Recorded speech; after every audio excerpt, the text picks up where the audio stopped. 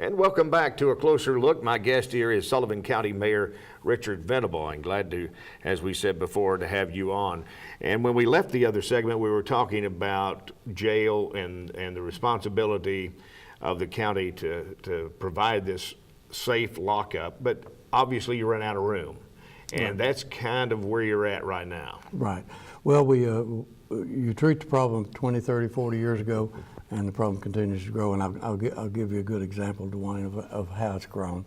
We were talking about the population of Sullivan County. We've grown since 1998 by about 2.3%. Our jail population has grown nearly 70%, 69.5%. Wow. So that's indicative of a lot of things. Yeah. A lot of things of the cultural problems that we face, the drug culture. Mm-hmm. It's not just a person smoking marijuana or taking a prescription drug. It's the person that goes and robs somebody to purchase those drugs, and that's the impact we're seeing. The female population, I think in 1998, we were prepared for 25 to 30 women.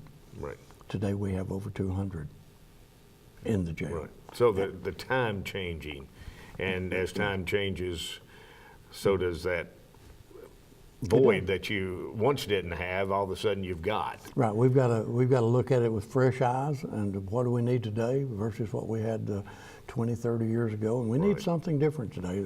Now, we're lucky here in Sullivan County that we have a judiciary system that's really reactive. Our general sessions judges, our criminal court judges, all do a great job with what little flexibility they have in helping people get back into society. For example, we have the community service program where those are minor offenses that come before the judge, and he has every right to put them in jail. Right. And he says, look, you're out here trying to make a living for you, and you made a mistake. You're trying to make a living for your family. I'm going to give you a community service sentence, so you're going to do 240 hours of community service. Well, that does two things. It keeps him or her on the job and providing for their families, but it also gives them an opportunity to pay their debt to society. Right. And repaying that debt benefits Sullivan County by over $500,000 a year.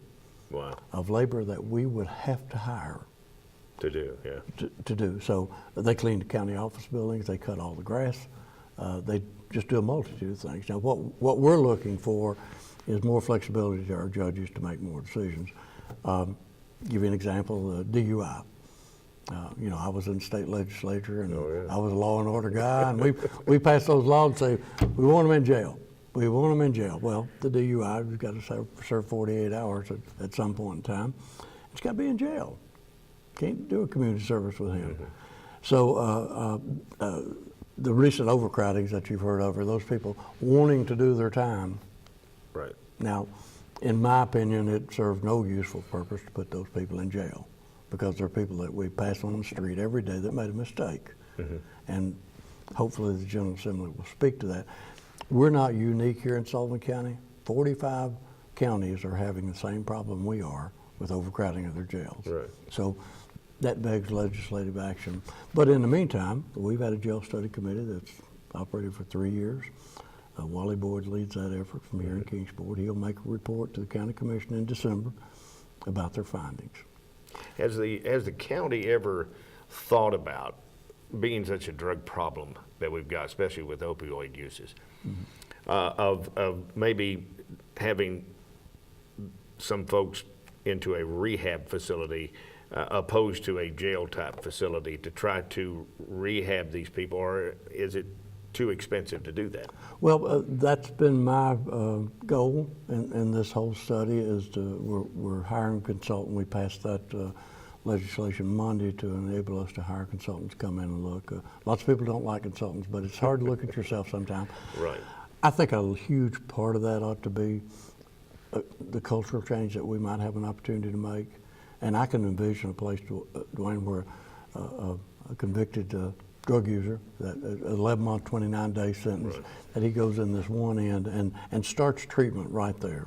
Mm-hmm. And as he goes through his 11 months, 29 days, have him exposed to faith-based operations and physicians and understand their addiction, and maybe throughout that gain some job training or get eligible to go to school and find out they could get a a scholarship.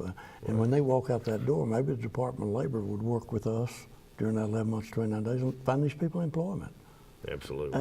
So there is a treatment. I'm not an expert, don't claim to be, but I do know that we ought to be doing something different than warehousing people and opening the door at 8 o'clock at night and pushing 5 guys out the door and say, you served your sentence, fellas, and go right back to the same culture that sent you here. Right. That's not working. Absolutely, and it's just a problem that, like you say, a lot of counties are facing, and Sullivan County being one of them. Well, our public's a victim in more ways than one. Yes. We have victims of robbery, but they're a victim of their tax dollars by having these huge jails and warehouses for people. Right. Now, one thing that excites a lot of people is the aerospace park, because there's just so much potential there. Talk a little bit about that and what the county looks to see in the future. You were a big recruiter for a long time for the county and bringing in businesses and that sort of thing. So what is this show for us in the future? Well, it's just unlimited. The day before I actually started working in networks, I had Honda Jet here in Tri-Cities. I met them the day before I went to work and took them on a tour.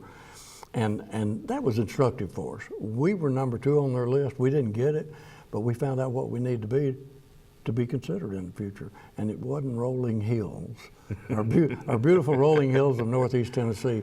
Right. Well, obviously we have a nice aviation cluster here in the Tri-Cities, and most people don't know it, and it's basically anchored by Bell Helicopter in Piney Flats, the premier outfitter and restorer for helicopters, and the Airport Commission, and the past Airport Authority today acquired land around the airport. We actually moved the road out there, Hamilton Road, to make land available adjacent to the airstrip. And we accumulated 140 acres, but it's, as I say, it's rolling. And we went in and said, okay, what's it going to take to make it look flat? And it's going to take about $20 million.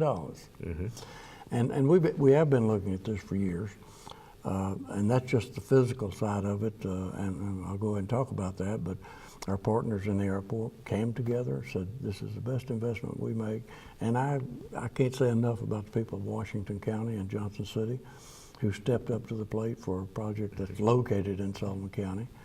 And so we have signed in a governmental agreement for funding of that.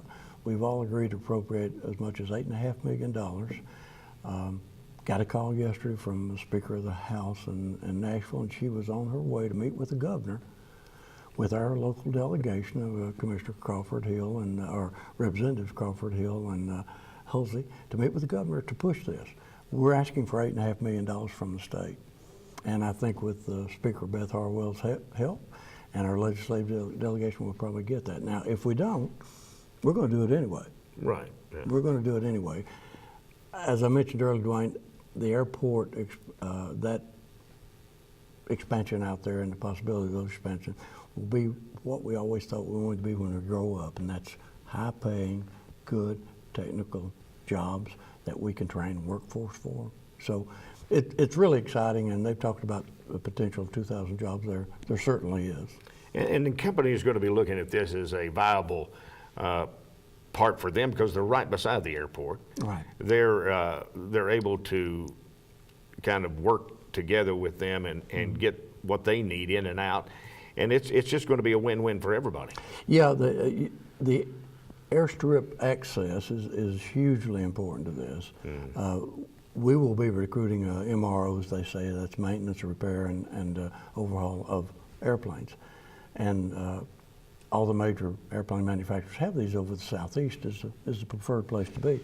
So if we can get an MRO there, he's got access to the runway, he can fly his planes in here, put them in a hangar, refurbish them, and there's a huge market in that, and it's growing daily. So I think our odds are better at the airport of landing industry like that, probably than going out and buying another industrial park. Right. And just a shotgun approach. Right, and having to develop that as well. Right, right. What big obstacles do you look to face in 2018? Well, actually meeting the challenges that we have. We did increase our debt in the county to build schools, and that's a good long-term investment. $140 million. Now, we know debt service on $140 million is more than 9 cents a year on the tax rate. Right. But what we did, we went around to see where we could gather up cost savings. We have some debt that's being retired. And it came down to the fact that it would generally cost about 27 cents a hundred to fund that kind of debt. But through the good work of our budget committee and Mr. Bailey, our council budget, we got it down to 9 cents on the tax rate, a third of what it could be. And so we've addressed that, and I think citizens have got a great value out of that. We will have to go to the markets again to attack our corrections problem, and the estimates are it's between $30 and $50 million to build a 30,000 square foot maximum security facility. We hope we can do better than that. We're right now in the process of going out and getting requests for qualifications for the consultant. So that'll play out over the next 2 to 3 years. But those revenue challenges are the most we have. But trying to maintain a low tax rate, our tax rate this year is 2 cents less than it was previously. But we did have a reappraisal. In that reappraisal, Dwayne, and this may be something that people don't understand, every 4 years we go through and look at every property in Sullivan County. 48,000 people saw an increase in the appraised value of their home this year. So they're getting back something for even that increase. Yeah. Absolutely. Yeah, and we had 16 that lowered, 16,000. Oh my And goodness. 8,000 stayed the same. So anyway, it's a win-win for the folks in the county as well. well, we hope, and we just try to keep that tax rate as low as possible. All right. Listen, I appreciate so much you being on the program today. The Sullivan County Mayor, Richard Venable, has been my guest here on A Closer Look. Thank you, and the best luck of 2018. Always a pleasure, and I appreciate the effort to keep the community informed. Thank you. Thank you.